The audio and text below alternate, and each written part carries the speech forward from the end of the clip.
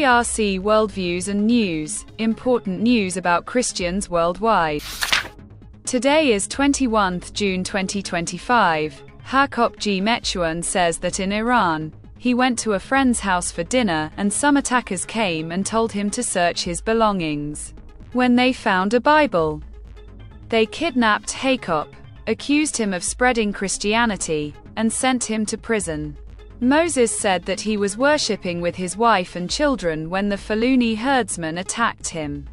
He tried very hard to save his family. I was running with them, but during the shooting, he and his wife were injured and the children were killed. Simon Harris said that the Chinese government is committing all kinds of atrocities on the basis of religion or belief. Christians are restricted from practicing their faith.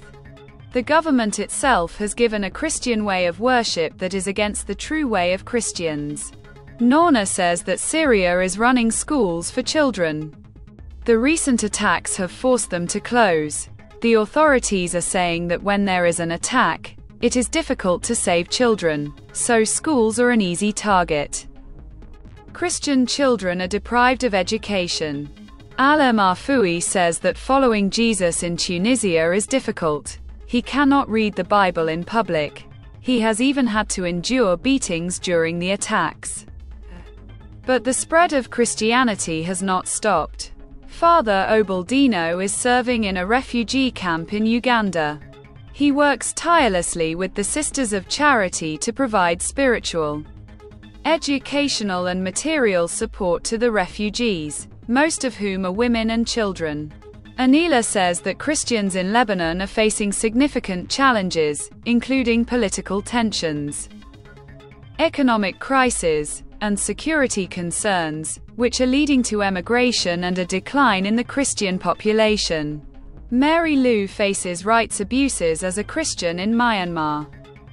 With violence against Christians on the rise, churches attacked, pastors killed, and many displaced in refugee camps. Pastor Bronson describes Christians in Iraq facing an existential crisis due to decades of violence, including systematic persecution by the Islamic State. Christians face insecurity, property disputes, and socio-economic discrimination. Christians continue to face discrimination and social pressure. Haiba lives in rural Egypt.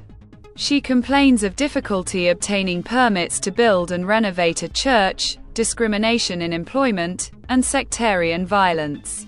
Stay with us for more news. If you want to watch more such videos and you liked our video, then subscribe to our channel.